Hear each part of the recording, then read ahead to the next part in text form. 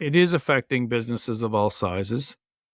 And there's a kind of couple of different camps. There's organizations that are just being alert to the realities and they're wanting to be preemptive and build a security program. And that's very admirable. I think most SMBs, unfortunately, the reason that they decide to endeavor into building a security or privacy program is because something happens that makes it mandatory. And now what we see, like if you're talking about a dentist clinic, it's a good example because the B2C side is a little less clear because most consumers don't have the sophistication or time or necessarily feel they have the individual risk to scrutinize each of their vendors to the same degree. A lot of people are unfortunately not super aware of how they'd even do that. The hackers. I love it. Hackers go where the least resistance. If they're seeing a certain demographic of customers or a certain niche of companies starting to tighten their security, they're going to move and find a niche that hasn't gotten there yet. B2C companies are, I would say, in a lot of ways, higher risk now.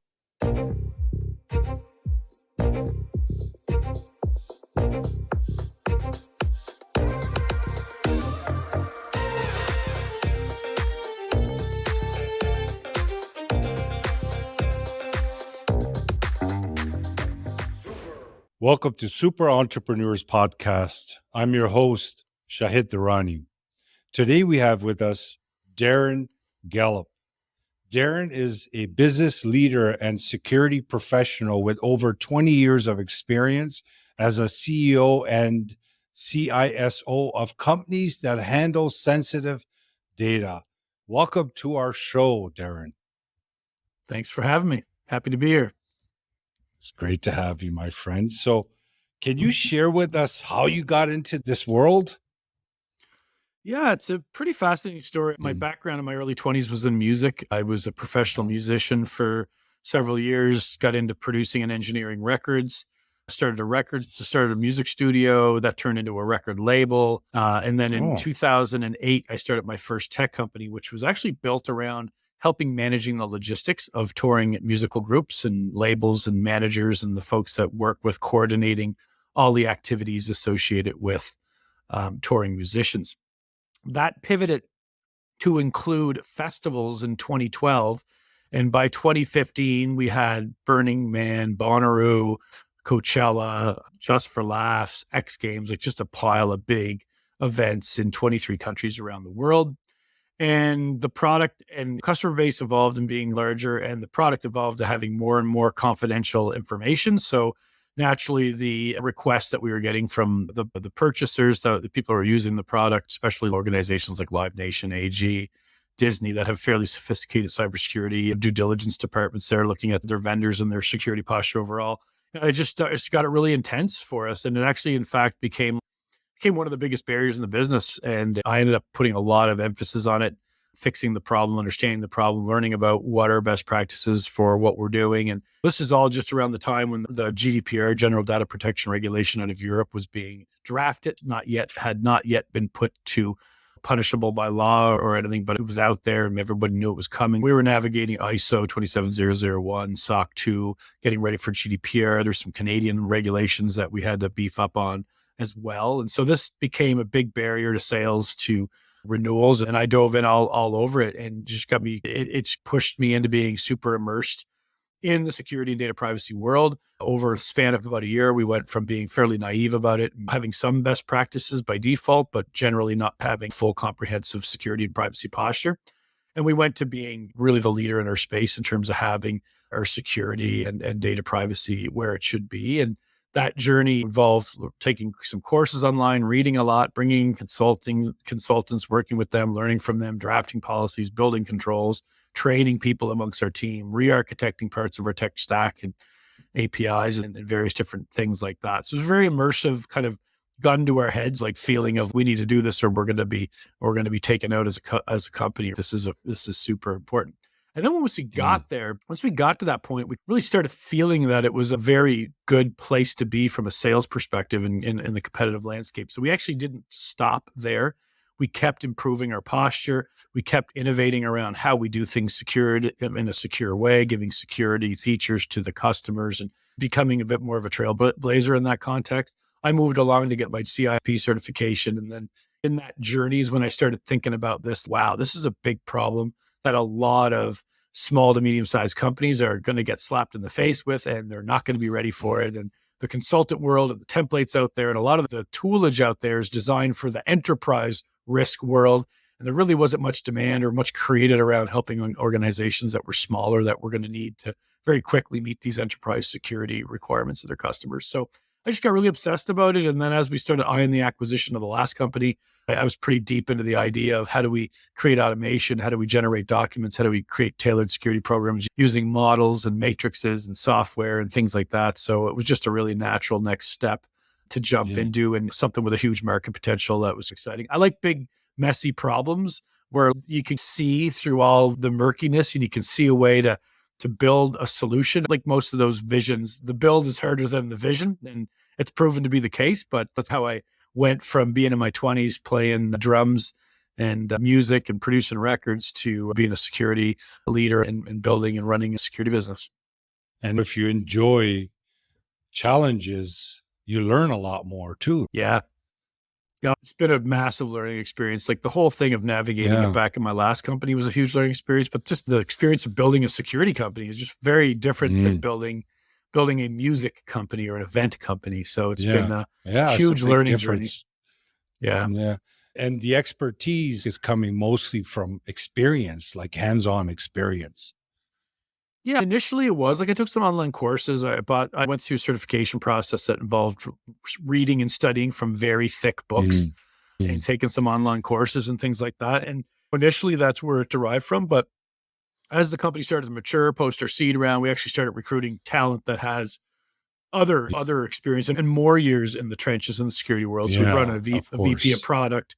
Our VP of product, our VP of sales both came from security companies with pretty strong backgrounds in selling or servicing security customers. And we brought on an expert out of the US that really helps us, somebody who worked at PwC and some of the other bigger firms and really experienced in a more enterprise security world so we could diverse. So we brought in an IT security guy who's got a lot of experience in application security, penetration test, ethical hacking, and all that stuff. Started with my research sort of philosophies and thoughts around this, that's still an important part, like that vision. We brought in all these highly skilled people, but it's one of the things that I really early on in this journey found was a huge differentiator in my way of looking at this problem was that like I wasn't a security person first.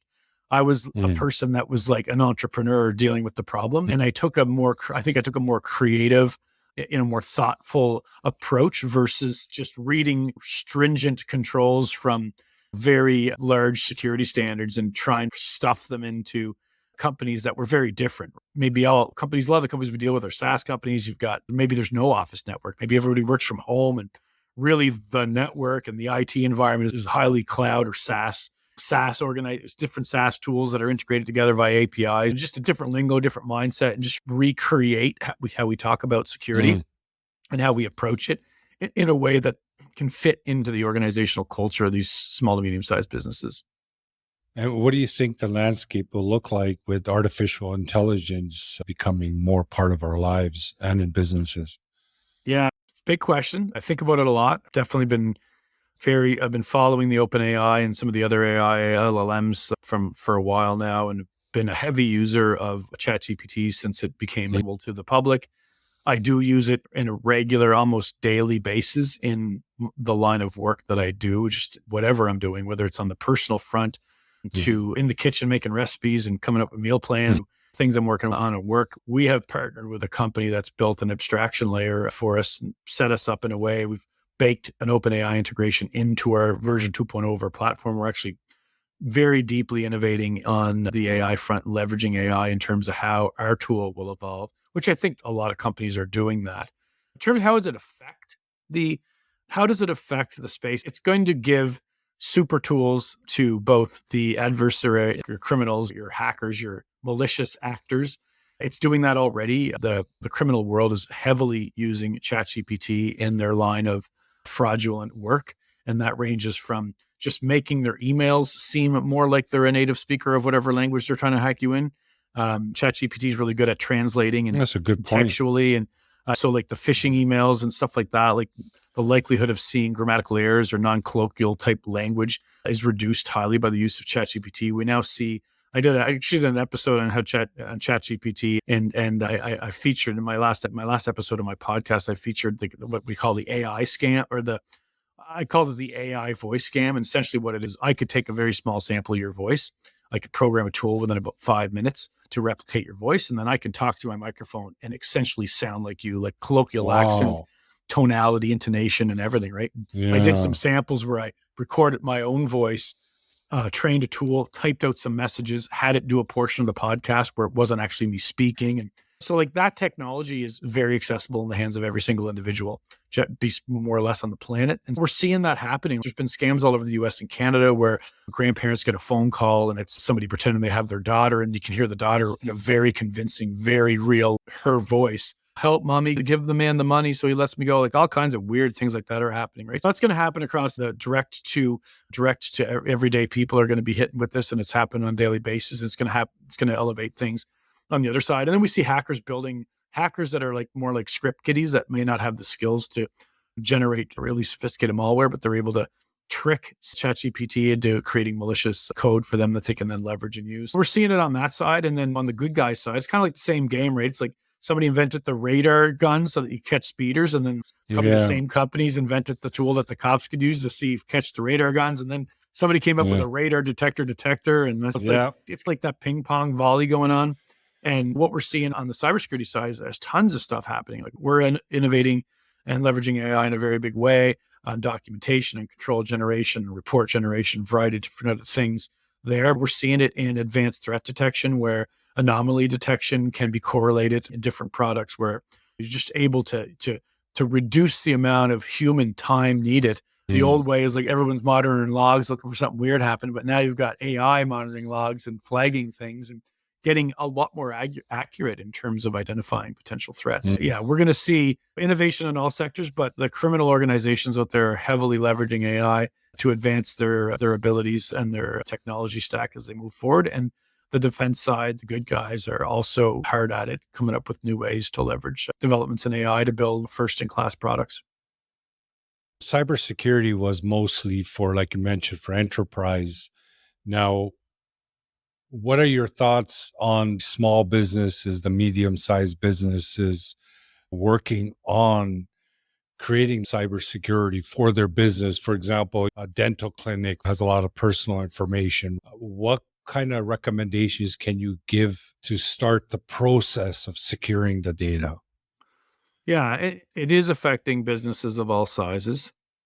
And there's a kind of couple of different camps. There's organizations that are just being alert to the realities, and they're wanting to be preemptive and build a security program. And that's very admirable. I think most SMBs, unfortunately, the reason that they decide to endeavor into building a security or privacy program is because something happens that makes it mandatory. So what we see a lot in SaaS companies is if you're selling to government or enterprise right now, there's a third-party vendor due diligence process that you're going to be put through. And they're going to expect to see a certain degree of sophistication that's appropriate to the amount of risk that your products or services pose to their organization. So then the B2B side, we see a lot of that sophistication happening quickly. It's being pushed through. It becomes a sales enablement process for a lot of small business. So it's like they can't sell to whole classes of customers unless they have a certain ability to articulate a posture around security or privacy, or maybe even a certification like an ISO 27001 or CMC or a SOC 2 or something like that. So there's that side. And now what we see on, like, if you're talking about a dentist clinic, unfortunately, as an example, and it's a good example because the B2C side is a little less clear because most consumers don't have the sophistication or time to or necessarily feel they have the individual risk to scrutinize each of their vendors to the same degree that, say, a Microsoft or an AWS is going to if they're scrutinizing a SaaS company. A lot of people are unfortunately not super aware of how they even do that. So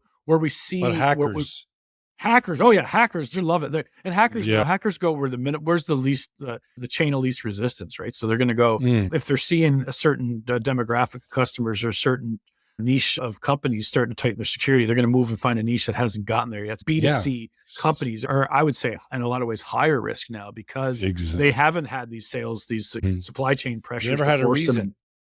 Yeah. And so what's happening there, the reason that's being created there quite rapidly in a variety of jurisdictions in US, Canada, and across the world, quite frankly, is all these privacy regulations that are popping up, right? Like GDPR was a very, very highly publicized one, 2018, 2019. But we're seeing in Canada, we have a reform of a Privacy Act here. We're seeing each state has their own Privacy Act, and each province in Canada. And in the United States, we're seeing various new privacy legislations popping up across the US in a variety of different states. So all of a sudden, what's changing out there for all the businesses, I think this is where the pressure is going to really come onto the B2C, and has already started to happen, is that you're technically breaking the law by collecting person identifiable information. And when you're talking about a dentist shop, which is a great example because you're getting into PHI, like personal health information. So you have identifiable information like people's names, phone numbers, addresses, maybe payment information. And then you get into having social. Social security numbers. You're going to have insurance plans. You're going to have, but then you're also going to have different aspects of their medical history that are going to be on file. You then, like in the US, for example, and you have a requirement under the HIPAA Act, which is a privacy legislation that's been around for quite a long time, since the 90s in the US, that focuses on protecting health information. And then you have requirements on whatever state you're in, likely around a privacy component for that non-health related personally identifiable information you have. But at the same time, because the legislators are having a hard time really policing this, and where are they finding organizations? And it's usually larger organizations or post a breach. So if you have a breach and all of a sudden, and we actually seen one happen in Canada, there was a whole conglomerate of dental clinics that were all purchased by one vendor. Had a major data breach and things like that. And what happens there is, like, then all of a sudden you have a potential fine coming down the line when they find out that you weren't really practicing your due diligence attributed or associated with the privacy regulation. So then you have a fine coming from your government, and then then the next thing that happens is then they make you buy everybody some sort of credit monitoring tool. And then all of a sudden you'll have a legal firm pop up and go, ooh, class action time. And they'll put together a class action suit with a couple of people leading the queue on that. And then they'll go out, do announcements and fine people. And so you get the fine, you have the loss of money when you get hacked, you get the fine. Then all of a sudden you're staring down the barrel of potential lawsuit of some sort or class action suit, right? So it can be really detrimental. And then we see a lot of companies too, where they might see, like, I know other dentist clinics that saw this happen with this bigger dentist clinic. And then they all go, oh no, like, when you see one of your own, because you see the breaches, like, oh, Microsoft, Equifax got breached, or like, whatever, big I'm a doctor or a dentist, whatever. But when you see like us, 27 dental clinics in Atlantic Canada were ransomware and blah, blah, then you're like, oh shit, they're coming after us too. And then, so you get that sharp thing. But when it comes to what do you do where do you start? If you don't have a background in security and privacy, which is the case for 99% of all small business owners, really, you have to understand your risks and understand your obligations. That's really where everything starts, right? So it's really understanding the business. And you really do. You need a qualified firm or firm that has toolage that can scan your environment, understand your environment, understand your regulatory environment, understand your risks and what threats that are active out there. So it's not, you can go about it in a patchwork way. There's all kinds of, use multi-factor encryption and make your passwords complex. Like, all that stuff is good stuff. And those are things that are going to help. But the starting point is really understanding what the risks are, understanding the business, understanding the security threats and where the exposures are and the risks, what would the outcomes be? And then building a plan, like, so you can really figure out, okay, what are we going to do now? Like in this quarter, what are we going to do over the next year? Where's the ideal posture that we should be aiming to be a year from now? And then that's where it all starts, right? That's how, anytime I've ever helped a company build a security program, or that my company has, when we engage, that's the first thing we do. It's really, okay, let's get it all on the table. Let's understand the business. Let's understand the exposure points. Let's understand what active threats that we're aware of out there in the threat landscape that could likely have a high degree of likelihood and a high degree of impact on the business. Let's start with that and then build out policies, programs, controls, set rules, set responsibilities, bring in whatever toolage or assistance that's needed, or any upskilling that needs to happen, or awareness training across the organization. Put some tools in effect to measure success, so that, because it's a change, like, organizations going from not thinking about this to practicing and becoming like a secure and privacy by design type company it's a cultural change. People have to, there needs to be some degree of education, and there needs to be change. I always make the analogy of this time of year, a lot of people are trying to hammer in the diets and hit the gym and try to lose a little bit of that winter layer before the shirts come off on the beach. And you can't just do that for 2 months and then go back to your old habits and expect to maintain that physique and security posture is very similar, right? Like it needs to be a change in the organization. There needs to be process. It needs to be measurable. You need to have action. There needs to be metrics driven so that you can be alerted when you're not performing well, and go jumping on the scale every couple of weeks and seeing, okay, maybe I'm drinking too many beer. I'm putting on a couple of pounds. Where you need that measurable aspect to understand when you're performing well and when you're not. So, Darren, can you share some tips for a small business owner of some sort that they can do immediately before getting professional help, of course, but something that they can immediately do in the next few days to make it more secure? So at least they're watching this episode, they can get the ball rolling. For sure. The first thing I would do would be go look at all the passwords for all of the things that I log into. And if I'm using the same password for anything, or if in other words, if you have a password that you use over and over for multiple services, change every one of your passwords. It's really easy because I can go on the dark web right now and find your password that you've used and say you were part of the LinkedIn breach and you still use that password. I can find that password, and then I can use your email address, the password you use, and I could send a robot to go after all the the top 150 or 250 most popular websites in the world and try to log in using those credentials. It's really easy to do. It's like anybody could do that. You don't need to be a rocket scientist to do that, protect right? that. Yeah, and if you have a lot of passwords, you can look at something like single sign-on, whether you're a Microsoft customer or a Google customer. Both of those environments have single sign-on tools where you then just sign on to the Google environment, and then you can use that to single sign-on to other things. So you have to worry about memorizing 30 or 40 passwords. Password managers, stuff like 1Password, so you can set up, you just have to memorize the password to your 1Password, the password to your computer, and then you have really long, impossible to guess passwords that are generated by 1Password for all your things, and then it manages the logging in. And like that's a really good one. Hardening your devices would be another next step. And what I mean by that is all your technology, right? Do you have servers? Do you have routers, Wi-Fi hotspots, laptops, phones? Update them. Are they still supported? You see this all the time, especially in small clinics. So you might go into a clinic and be like, oh, they have a Wi-Fi router that's from 10 years ago. It's no longer supported.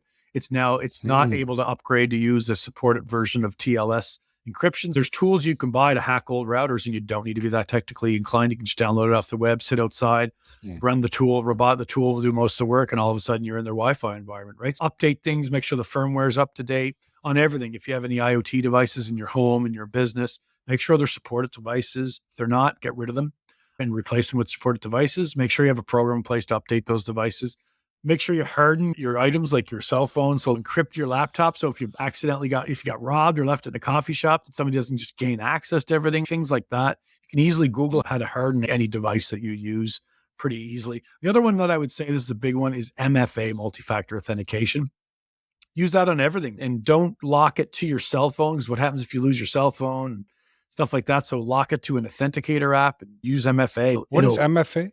Multi-factor authentication means, technically the term is that there's two different factors that you have to enter to access any of your websites. So a lot of the platforms are asking you to do enter your cell phone number, right? And we'll send you a text, 6 little temporary code. And what the concept is, something you have, those are the factors. Something you have, something you are. Like in biometrics, you'll see some tools will use your fingerprint. That's something you are, right? Unless somebody cut your finger off, you're going to have a hard time getting your fingerprint.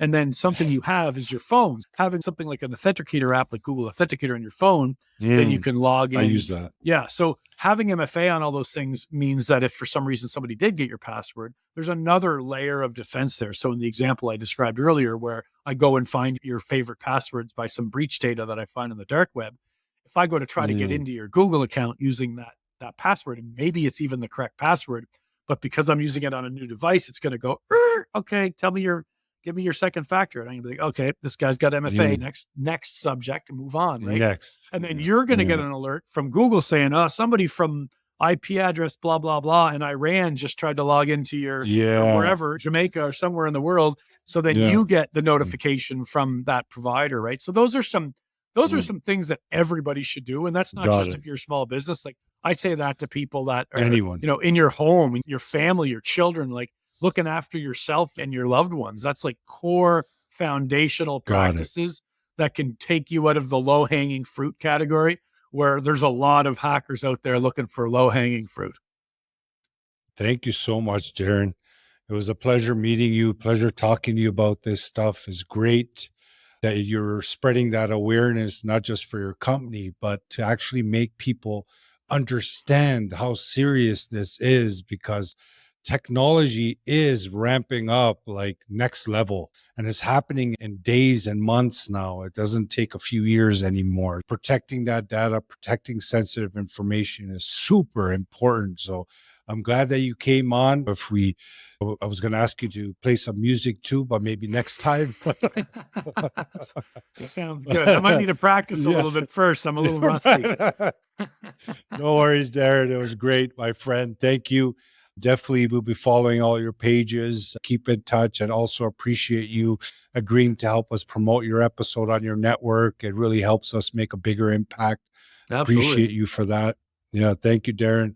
And audience, thank you once again for joining us for another episode. You heard Darren. You got to take a look at what they're doing. Most probably you have a business.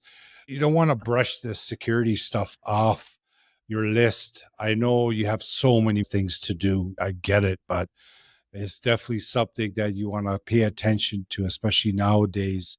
And I'm saying this to myself too. Appreciate you guys helping us grow. Thank you for being part of our show, and we'll see you next time. And Darren, thank you. Thank you. Take care. Cheers.